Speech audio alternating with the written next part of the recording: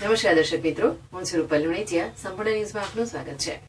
લોકસભા 2024ની ચૂંટણીમાં ગુજરાતની તમામ બેઠકો ભવ્ય લીડથી જીતવા માટે ભાજપ દ્વારા લોકસભાની ચૂંટણી પૂર્વે તમામ લોકસભા બેઠકો પર ચૂંટણીના મધ્યસ્થ કાર્યાલયોનો શુભારંભ કર્યો છે, જેમાં ભાજપના રાષ્ટ્રીય અધ્યક્ષ શ્રી જે.પી. નડ્ડા સાહેબે ગાંધીનગર ખાતે વર્ચ્યુઅલ બેઠક યોજી પાલનપુર ખાતે બનાસકાંઠા લોકસભા બેઠકના ચૂંટણી મધ્યસ્થ કાર્યાલયનો શુભારંભ કરાવ્યો છે.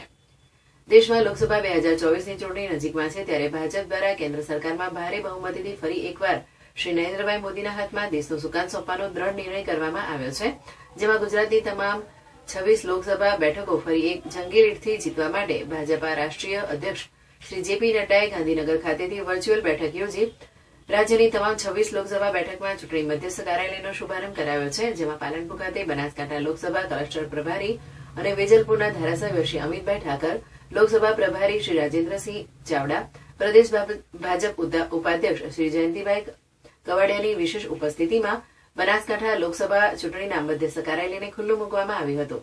આ પ્રસંગે માજી કેન્દ્રીય મંત્રી શ્રી હરિભાઈ ચૌધરી, સાંસદ શ્રી પરબતભાઈ પટેલ, જિલ્લા ભાજપ પ્રમુખ શ્રી કીર્તિસિંહ વાઘેલા, લોકસભા સંયોજક શ્રી રાણાભાઈ દેસાઈ સહિત ધારાસભ્યો અને આગેવાનોએ બનાસકાંઠા લોકસભાની બેઠક 5 લાખની જંગી લીડથી જીતવાનો સંકલ્પ કર્યો હતો.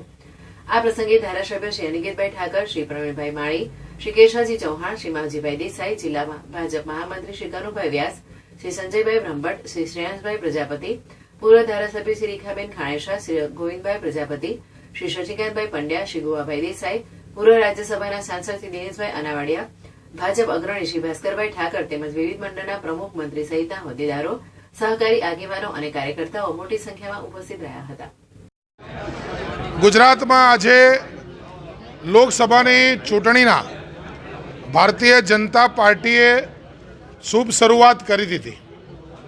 26 લોકસભા કાર્યાલય વર્ચ્યુઅલી રાષ્ટ્રના ભારતીય જનતા પાર્ટીના અધ્યક્ષ જે.પી. નડ્ડાજીએ, સી.આર. પાટીલજી એમની સાથે હતા, માનનીય મુખ્યમંત્રીજી એમની સાથે હતા અને 26 લોકસભા કાર્યાલયના એ સાથે ઉદ્ઘાટન વર્ચ્યુઅલી અને પછી એ સ્વયં ઉપસ્થિત બધા જ જિલ્લાના લોકો રહીને એ થયા છે.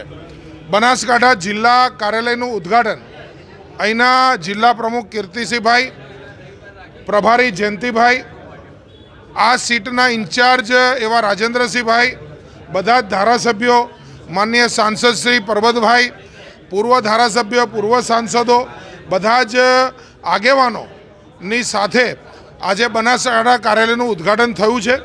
બનાસકાંઠા કાર્યાલયના ઉદ્ઘાટનથી બનાસકાંઠા કાર્યકર્તા એ ચૂંટણીની અંદર જે રાષ્ટ્ર તરફથી, પ્રદેશ તરફથી કાર્યક્રમો આવ્યા એ કાર્યક્રમોમાં સુપેરે એ લાગી જશે અને એના કારણે જે હંમેશા બનાસકાંઠા ભારતીય જનતા પાર્ટી માટે એક મજબૂત અને મહત્ત્વની સીટ રહી છે, આ વખતે પાટીલજીએ જે પ્રકારની નેમ વ્યક્ત કરી છે પ્રચંડ બહુમતીથી જીતવાની, એ નેમને લઈને અહીંયા બનાસકાંઠા એક ઇતિહાસ રચશે, એમાં કોઈ મિનમેક નથી. અને આ કાર્યાલયનું આજે આબુ રોડ ઉપર ઉદ્ઘાટન થયું છે અને વિધિવત અહીંયા ચૂંટણીના મંડાણ થઈ ગયા છે. ફેબ્રુઆરી અંતમાં ચૂંટણી આવી શકે એના માટે જવાબ આપવા માટે હું ઓથોરાઇઝ નથી.